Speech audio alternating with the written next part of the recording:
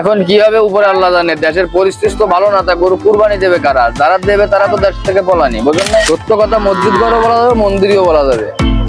মনে করেন যারা আগে ছিল এরা তো মনে করেন এক এক জায়গায় কি হয়েছে, এক নেতা 10টা দিয়েছে, আরেক নেতা 20টা দিয়েছে, এইভাবে পাল্লা দিয়ে দিয়েছে। আর এবার তার সেগুলো নাই, নেতা সব পলানি।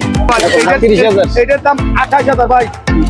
28,000 এগুলো এটার দাম হলো 105। বাটার দাম ভাই 105। আর এই যে সিরিয়ালে যেগুলো আছে সিরিয়ালে এটা নিলি 108 108, এটা নিলি 110 110, এটা ওটাও 10 না, এটাও 108 দাম 110, আর এটা নিলি 100।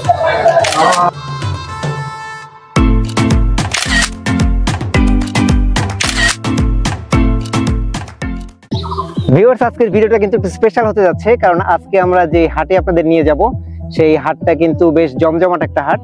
আর আমাদের আজকের এই ভিডিওটা হতে যাচ্ছে তেরোখাদার ইখরি বাজার গরু ছাগলের যে হাটটা আছে সেই হাটে। এই হাটে আমরা ব্যাপারীদের সঙ্গে এবং কাস্টমারদের সঙ্গে কথা বলবো, জানবো এখানকার গরু ছাগল বা এখানে তাদের আয়োজনটা কেমন হয়েছে, দাম দর কেমন, সেই জিনিসটা পুরোপুরি আপনাদের সঙ্গে শেয়ার করব। ভিডিওটা সম্পূর্ণ দেখতে থাকুন, আশা করি ভালো লাগবে।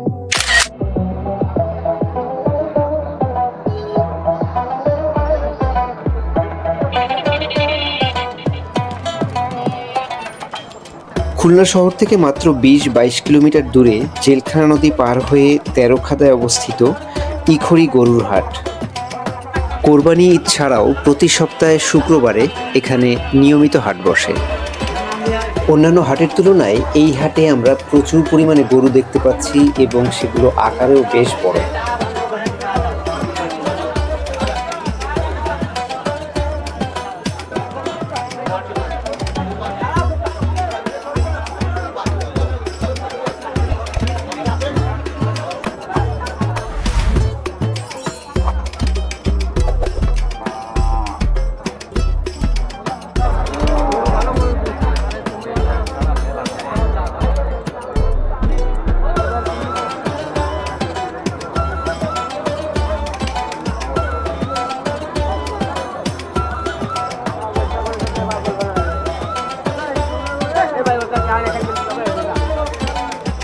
এখানে আমরা এক ভাইয়ের সঙ্গে কথা বলবো। এই গরু কি আপনার না?